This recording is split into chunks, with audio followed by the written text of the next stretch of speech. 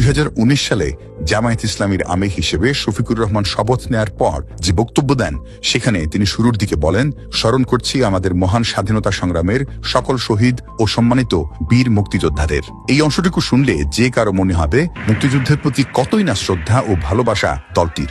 অথচ এই কথার পরই বলেছেন, আরও শ্রদ্ধার সাথে স্মরণ করছি প্রফেসর গোলাম আজমকে। একদিকে শহীদদের প্রতি শ্রদ্ধা, অন্যদিকে ৭১-এর নির্বিচারে মানুষ হত্যার মাস্টার মাইন্ড গোলাম আজমের প্রতি শ্রদ্ধা। এই ধরনের আচরণকে ভণ্ডামি, প্রতারণা বা মুনাফিকি বলা হয়ে থাকে। চলুন দলটির আরও মুনাফিকি কর্মকাণ্ড দেখে নিই। জামায়াতে ইসলামীর মুনাফিকি শুরু হয়েছিল তাদের জন্মলগ্ন থেকেই। দলটির প্রতিষ্ঠাতা মাওলানা আবুল আলা মওদুদী ভারত ভাগের বিপক্ষে ছিলেন। তিনি বলেছিলেন, পাকিস্তান নামক কোন রাষ্ট্রের জন্ম হলে সেটা হবে আহাম্মকের বেহেশত এবং মুসলমানদের কাফেরানা রাষ্ট্র। অথচ 47-এ পাকিস্তানেই চলে যান তিনি এবং দেশটিকে আল্লাহর দান হিসেবে উল্লেখ করেন। গোলাম আজম 1952 সালের ভাষা আন্দোলনে যোগ দিয়েছিলেন। এ নিয়ে বর্তমান সময়েও দলটি গর্ব করে। অথচ 1970 সালে পশ্চিম পাকিস্তানের শুক্কুর শহরে এক সংবর্ধনা সভায় গোলাম আজম বলেন, 52 সালে ভাষা আন্দোলনে অংশ নেয়া তার মারাত্মক ভুল ছিল। জামায়াতে ইসলামী 47-এ যেমন পাকিস্তান রাষ্ট্রের বিরোধিতা করেছিল, তেমনি বাংলাদেশ যখন পাকিস্তানের শোষণ থেকে বাঁচতে স্বাধীনতা চাইল, তখন এদেশে থেকে সেটার বিরোধিতা করে জামাত। এটি প্রমাণিত যে ৭১-এ গণহত্যা সহ মানবতা বিরোধী অপরাধের সবই করেছে দলটি। শুধু তাই নয়, মুক্তিযুদ্ধের পর মুসলিম রাষ্ট্রগুলো যেন বাংলাদেশকে স্বীকৃতি না দেয়, সেজন্য সৌদি আরবকে ভূমিকা নেয়ার জোর তদবির চালায় গোলাম আজম। এজন্য তিনি মধ্যপ্রাচ্যের দেশগুলো সফর শুরু করেন 1973 সালে। 1986 সালে স্বৈরাচার এরশাদের আমলে বিএনপি নির্বাচন বর্জন করলেও আওয়ামী লীগ ও জামায়াত ইসলামী সেই নির্বাচনে যায়। এতে কি হয়? এরশাদের শাসন বৈধতা পায়। সেই নির্বাচনে অংশ নিয়ে হাসিনা আর জামায়াত মূলত এদেশের মানুষের সঙ্গে মুনাফিকি করেছে। 2024 সালের 16 ডিসেম্বর সারা দেশে বিজয় র্যালি করে জামায়াত ইসলামী। সেই ডিসেম্বরে শিবির প্রকাশিত ছাত্র সংবাদ সংখ্যায় ছাপা হয়েছে, অনেক মুসলিম না বুঝে মুক্তিযুদ্ধে জড়িয়ে পড়েছিল। এটা তাদের ব্যর্থতা ও অদূরদর্শিতা ছিল। একদিকে মুক্তিযুদ্ধকে বিদ্রুপ করা, আরেকদিকে বিজয় র্যালি বের করা জামাতের মুনাফিকির সবচেয়ে বড় প্রমাণ। জামাতের আরও একটি বড় মুনাফিকি হলো ভারত বিষয়ে তাদের অবস্থান। গোলাম আজম থেকে শুরু করে দলটির সব নেতা সাধারণ মানুষের কাছে নিজেদের ভারত বিদ্বেষী হিসেবে তুলে ধরেছে।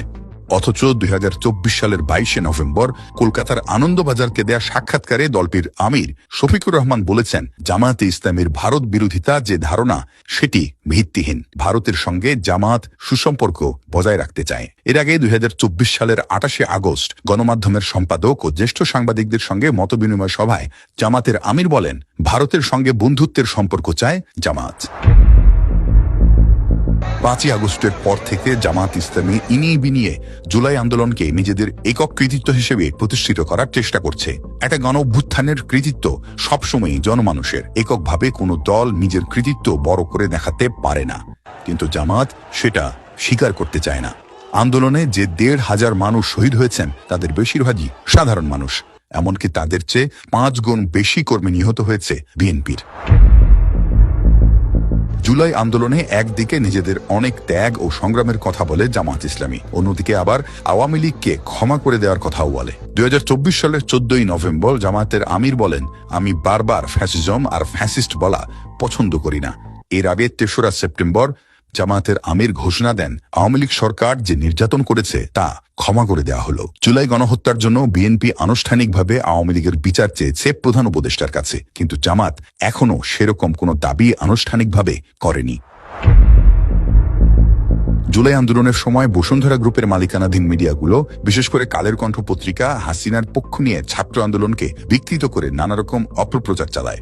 অথচ পত্রিকাটির প্রতিষ্ঠা বার্ষিকীতে জুলাই আন্দোলনে ভূমিকা রাখার জন্য ধন্যবাদ জানিয়ে ভিডিও বার্তা পাঠান ছাত্র শিবিরের সেক্রেটারি নুরুল ইসলাম সাদ্দাম। জুলাই গণ অভ্যুত্থানে ফ্যাসিবাদ বিরোধী যে কাভারেজ, সেটি প্রশংসার দাবি রাখে।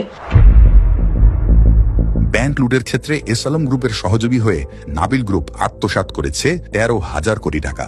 অথচ রাজশাহীতে জামায়াতের কর্মী সম্মেলনে একেবারে মঞ্চে উপস্থিত ছিলেন এই নাবিল গ্রুপের চেয়ারম্যান আমিনুল ইসলাম স্বপন।